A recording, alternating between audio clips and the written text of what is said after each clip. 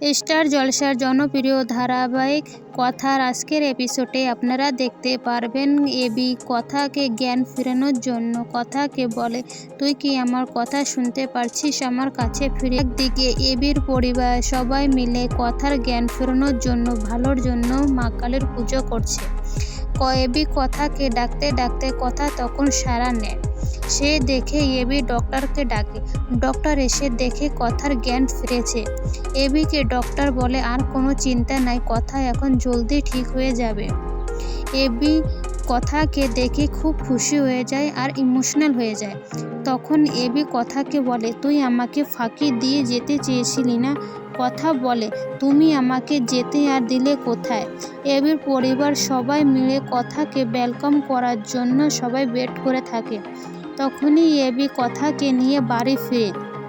কথাকে দেখে এবির পরিবার সবাই খুশি হয়ে যায় আর কথাকে দেখে জুনি কাঁদতে লাগে। কথা বলে, আমি তো এখন বাড়ি ফিরে এলাম, তুই এখন কেন কাঁদছিস? আমি এখন ঠিক আছি। তারপরে পরিবারের সবাই মিলে পুজো করতে চলে যায়। কথা আর এবি একসঙ্গে মিলে মা কালীর পুজো করে। তো বন্ধুরা, এই ভিডিওটা আপনাদের কেমন লাগলো অবশ্যই কমেন্ট করে জানাবেন।